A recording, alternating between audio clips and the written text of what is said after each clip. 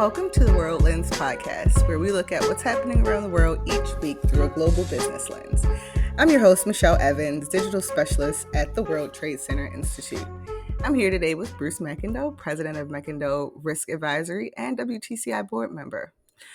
So, Bruce, today we are chatting about the big it topic that seems to be everywhere: artificial intelligence, or AI. I want to talk to you because you recently gave a briefing on the topic, and the segment was called The New Electricity. Can you expand on that a bit for me? Like, do you really think AI will become as necessary as electricity? Yes, I do. And I also think the rate of adoption of AI, uh, I think is going to be staggering, going just in the next few years. It took 70 years to get deep uh, adoption of electricity. So 70 Mm-hmm. years from, early 1900s to getting it out into rural America.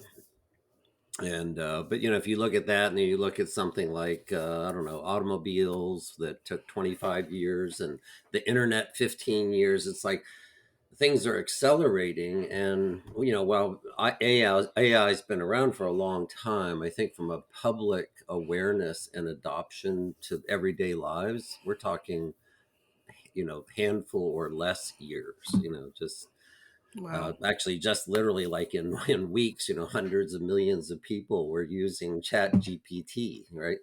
Mm-hmm. Since that was like one of the first, accessible, publicly accessible AI tools. I'm using the term tool because they could actually interact with it, see the output immediately. Mm-hmm. Was very exciting, right? So, but the tagline that the new electricity was borrowed from a really smart guy in AI called Andrew Yang, NG, Chinese fellow.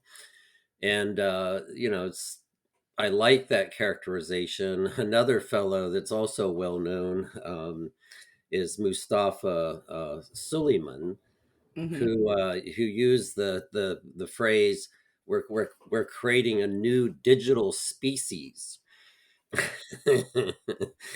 And while both may be true in the long run, I think the use of digital species makes people a little too nervous. So, So I want to dig into what AI actually is. It feels like every company is introducing some new AI product, but if you scratch beneath the surface, these products have existed for years. But mhm.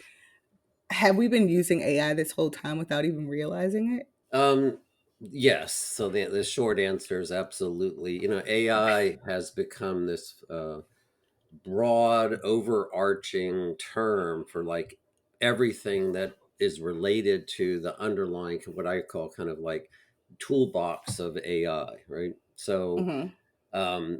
we talk about machine learning, computer vision, natural language processing, all neural networks, all these things that have been around. I mean, I started working with artificial neural networks in the late 80s and early 90s at NASA and with DoD, right? So and I think the term was coined like maybe around in the mid 1950s, right? Hmm. And I think the first chat bot was in like the late 50s, 1950, where you Wow. could interact with this piece of software that would respond and kind of chit Hmm. chat back and forth with you. So, so this has been around for a long, long time.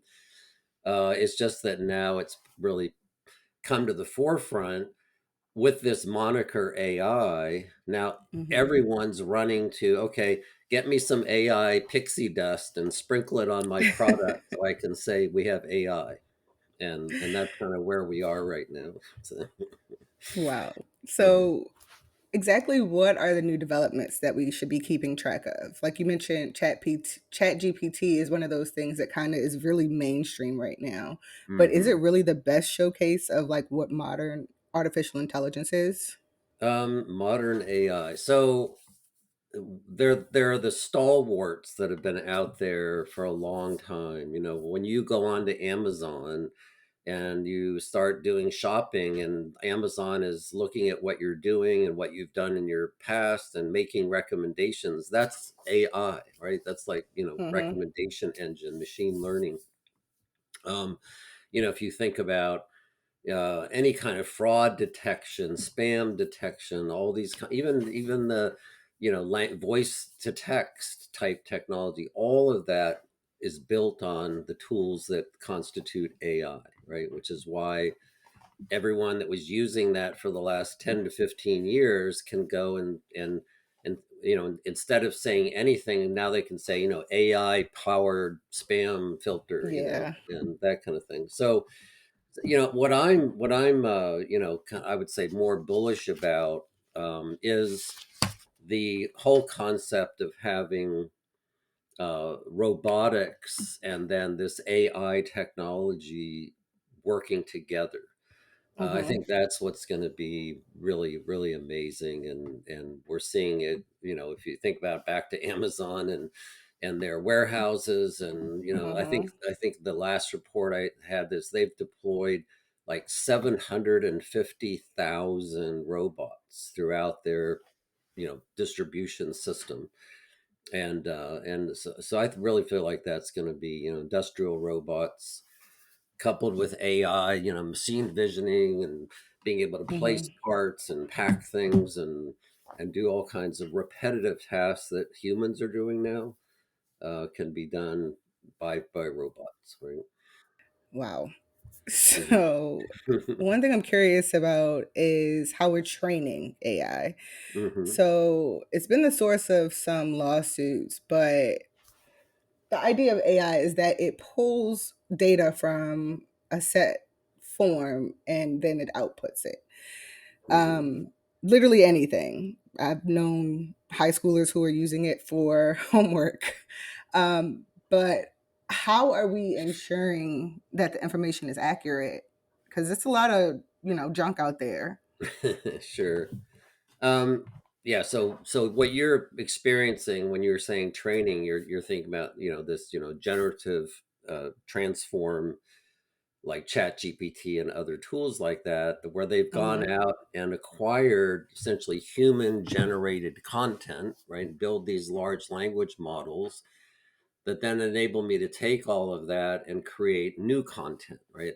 That's the Right. generative transformer part of it. So what's happening there is that they want to train these models with real human content and interaction and those kinds of things, right? So Hmm. they go out there, but where do they get most of this? I mean, initially it's just been out on the web, right? So they so Right. they they pay attention, they try to get curated sites with information, and they do have some we'll call supervised training on the back end to work with the models and kind of optimize them. But that's that piece of it, right? But when you look at machine learning and other Hmm.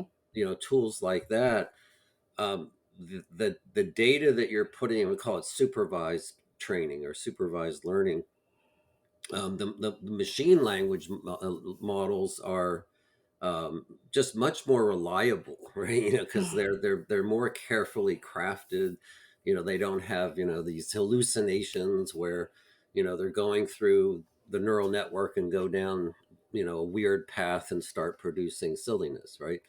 Right. And so supervised ML coupled with industrial robots and those kinds of things that you want high reliability, high predictability, that's that whole area, right?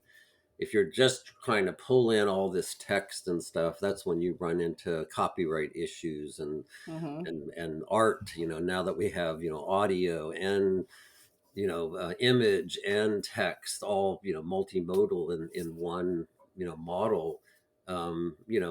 Artists get really annoyed when you take their stuff and and Right. create variants or variations on, they want to protect their product as well, right? So, if AI is trained on what goes on, does that mean we're going to see more bespoke AI products, like ones tailored specifically to like companies? So yes, but probably not for. So we're going to see, what we call kind of like private large language models, right? Like domain specific large language models that companies and developers are going to bring in to be able to say, okay, I don't want to take my corporate information or my proprietary client information or whatever and put it out into some public AI large language model and then have it consumed, right? It's like, no. So what I want to do is I want to control that. And I actually work with a company called Rohirrim. That's It's called Rohirrim Capture. But what they do is they'll go into an organization like a big contractor, defense contractor, big company, and consume all of their company, literature, white papers, webinars, proposals, everything that they've done, engineering documents, all this stuff, and now you have that, and where their sweet spot is when you have to do like a client proposal. They can come in and take that client proposal and say, okay, here's all the questions and things that we have to answer for this proposal. Put it in, and it brings out, and in the voice and the factual information of that company produces the proposal. Wow. And when you actually see this in action, and I wrote a lot of proposals in my younger days, where I might have spent days and weeks writing proposal, this is doing it in minutes to hours, depending on the size of the proposal, right? So yeah, so those kinds of applications are going to be, there'll be, millions of them, right? Millions Right. of domain or company specific applications where, I can now go to like this massive knowledge database as, like, let's say I'm a young accountant, and Hmm. say, where have we seen this situation with another client before, and how did we resolve it, whatever it is, and boom, out There's the comes the answer. answer, right? It says, yeah, Yeah. in 2012 with such this and this company, here was the thing, here's what we evaluated, and so having kind of this like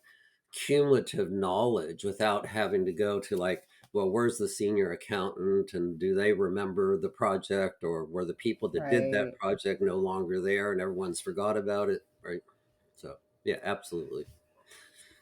So there's been much discussion around AI's economic impact. Most of the catchiest headlines are talking about the doom and gloom of AI and saying like it'll replace people. Like, is Curtis, our producer, gonna need to update his resume soon, or what's happening? So no, absolutely not.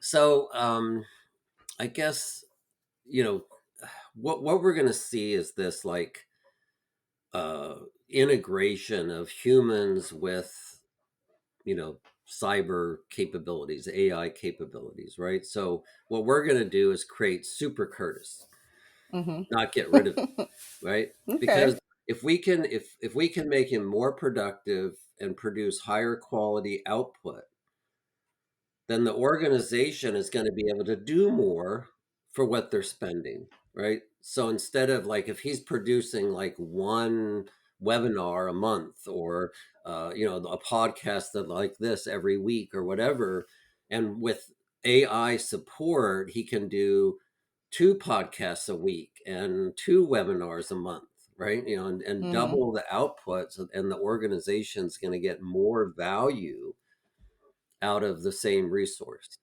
That's what I see happening more than, okay, we don't need Curtis anymore because I can just tell AI, oh, create a podcast. Just that's we're not anywhere near there. So, Okay. mhm, So some companies have already seen major benefits of AI. mhm, NVIDIA, the tech company that makes the hardware behind a lot of those AI mhm. software, it's been skyrocketing. Are there any other companies like them that we should be paying attention to?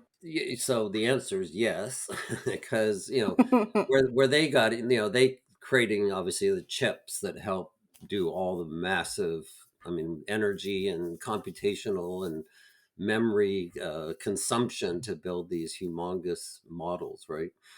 and building foundries to do those chips and have that technology. They've enjoyed, basically they're the go-to company. In time there will be Asian and other competitors, so that's that. But what I'm most enamored with is, again, the industrial use of AI, Mm-hmm. right? So if a company like Amazon can say, look, I can deploy these robots and I can have, I don't know, 50, 100,000 less workers, right? Mm-hmm. Then that's huge for them. So they're going to make that huge capital investment because they're going to get a long-term significant return on investment. And so, but it's, industrial robots are, in defense, they're in manufacturing, they're going to be in farming, they're going to, all kinds of applications that are going to be out there. And I think that's where, big money will be, on that side of the ledger. And, these are companies that are not household names like, ABB and Aurora and all people like this, and a lot of Japanese companies. I think most industrial robots on the market right now were innovated from Japan, right? It's Wow. kind of like where they were with automobiles, 30 years ago. But anyway, but the other part of the other one that I'm looking at as far as opportunity is what we call low or no code platforms, right? Where you could walk up and say, and essentially describe what you want built, Mm-hmm. and then it'll build it.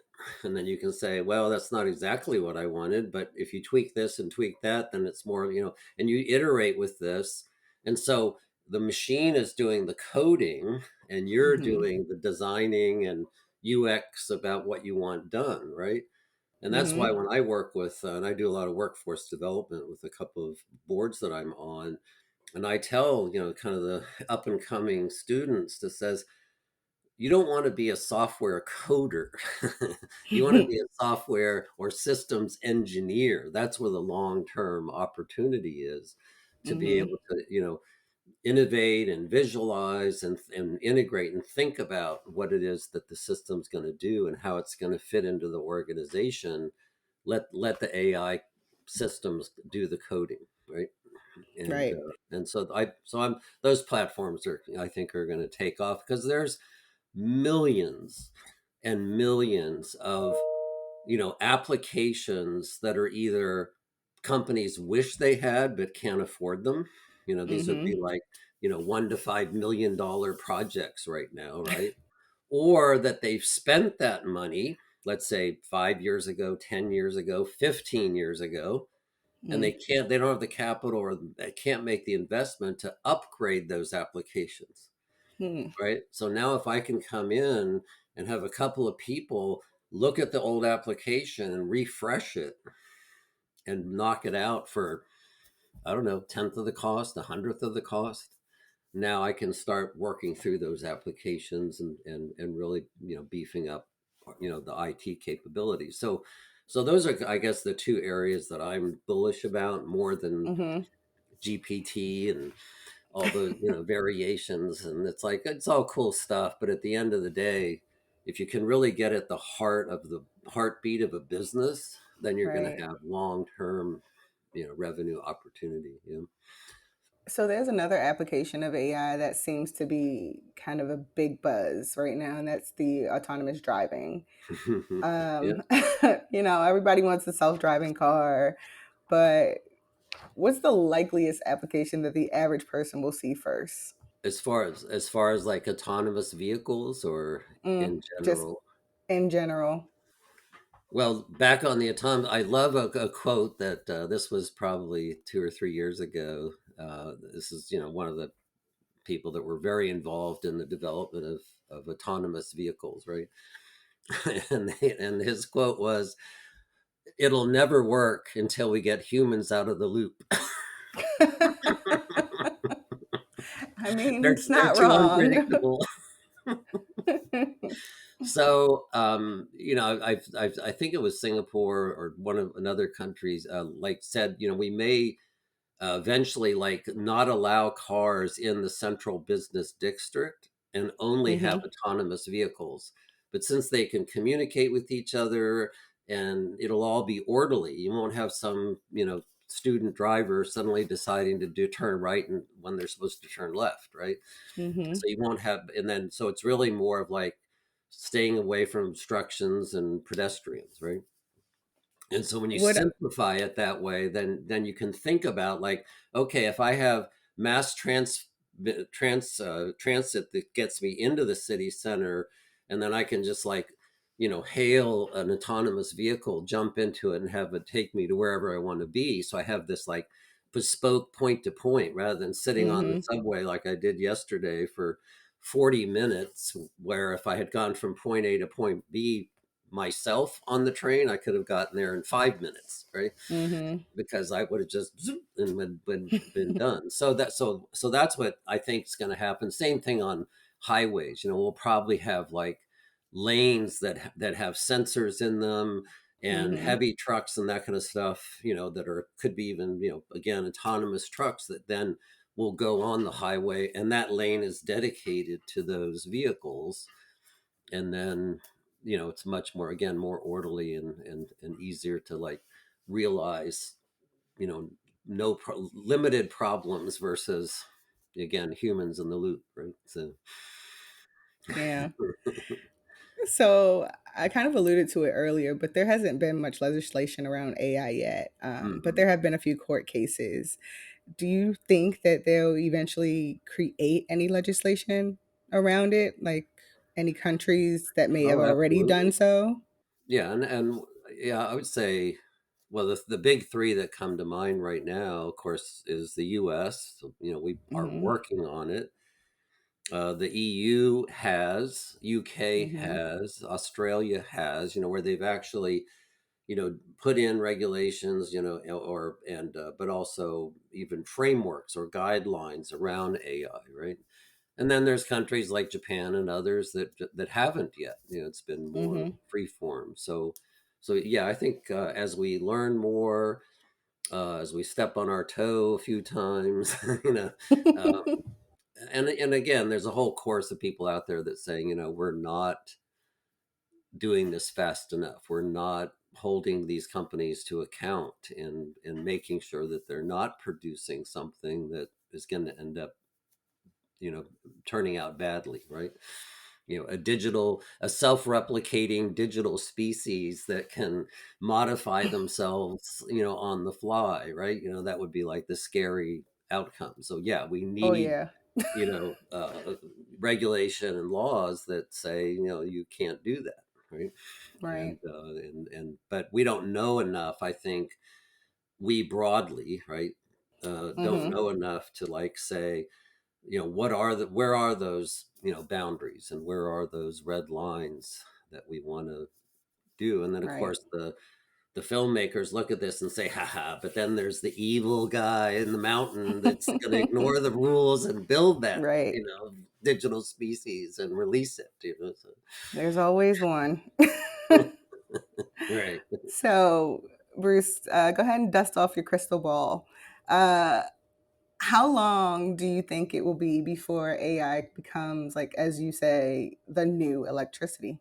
um I guess what I'm saying is, having been at this like, since the late 80s, it's already permeated a lot of our lives, right? Um, Hmm. and I guess what I would say, and similar, what I said before, is I feel like it's now popped into the consciousness of the public general, right? With GPT and all the variations of those bots, and so people are now seeing that, and now as that kind of starts connecting into other things, then it'll be more omnipresent, right? Right. For them. But the reality is that these millions and millions of applications that are going to augment with various AI technology, whether it's machine learning, natural language processing, computer vision, all these things that we've had, will be in everything, right? It'll just be the camera on your computer, your Apple watch, your cars, uh, your water filtration, your the power in your home will, Yeah. everything will have some component that's going to help optimize and provide feedback. And ultimately, and what we don't have right now is what we call kind of the action taking, right? Mm-hmm. And that's what's going to be happening in the next years, 2 3 years, is you're going to see more and more capability where it's like, I tell Alexa and have it build a grocery list, and then I say, Alexa, can you go ahead and order that from XYZ? Sure. And have it delivered on Thursday? Okay. Mm-hmm. Done. Thursday my groceries show up, right? So Mm-hmm. this kind of agents and action taking and those kinds of things is what's going to really bring it to the forefront. And when you start having agents where you have essentially, like it's we call kind of workflow or scripting, but essentially agents where one agent is producing some content or whatever that you're trying to do, and then you create another agent that's looking at it and like QAing it and poking holes Mm-hmm. in it and having it regenerate and try again, and all of that's going on while you're having a cup of coffee, right? So so it really again every quarter, every month, every year, We're getting closer. it's going to be a wild ride. Absolutely. Oh, well, I hope you're strapped in and ready. Fasten your seatbelts. Bruce, thank you so much for this conversation today. And of course, thank you so much for tuning in. Please visit the World Trade Center Institute online at WTCI.org for more insights, events, and opportunities. And make sure to follow us on all social channels at WTC Institute. See you next week.